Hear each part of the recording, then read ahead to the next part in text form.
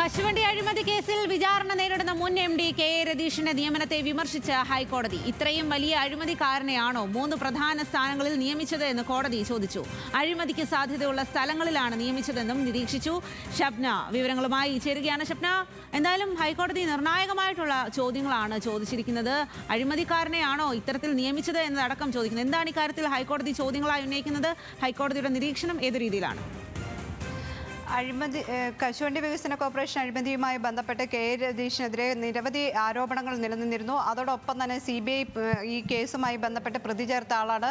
Prosecution അനുമതിക്കായി സർക്കാർ വിവിധ സമയങ്ങളിൽ കോടതി നിർദ്ദേശിച്ചിട്ടും പ്രോസിക്യൂഷൻ അനുമതി നൽകിയിരുന്നില്ല.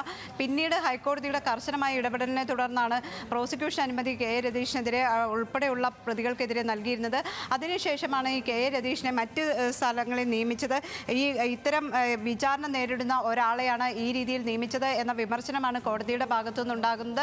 അതോടൊപ്പം തന്നെ ഇത്തരത്തിലുള്ള നിയമനങ്ങൾ അത് ഇത്രയും വലിയ അഴിമതിക്കാരനെയാണോ ഈ 3 പ്രധാന തസ്തികകളിൽ നിയമിച്ചത് എന്നാണ് കോടതി ചോദിക്കുന്നത്. അഴിമതിക്ക് സാധ്യതയുള്ള സ്ഥലങ്ങളിലാണ് നിയമനം. ഇത് സംബന്ധിച്ച് ഒരാഴ്ചക്കകം സർക്കാർ മറുപടി നൽകണം എന്നാണ്.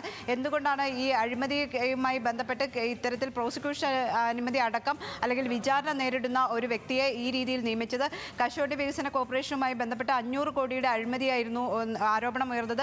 ഇത് CBI അന്വേഷിക്കുകയും പ്രതിസ്ഥാനത്ത് ചേർക്കുകയും പ്രതിയാക്കുകയും ഒക്കെ ചെയ്ത് പിന്നീട് ഇപ്പോൾ വിചാരണ നേരിട്ടുകൊണ്ടിരിക്കുകയാണ്. ഈ ഒരു സാഹചര്യത്തിലാണ് രതീഷിനെ വീണ്ടും പ്രധാന തസ്തികകളിൽ നിയമിക്കുന്നത്. ഇത്തരത്തിൽ അഴിമതി ആരോപണങ്ങൾ അതീവ ഗൗരവമായി തന്നെ നിലനിൽക്കുന്ന സാഹചര്യത്തിലാണ് വീണ്ടുമുള്ള ഈ നിയമനം.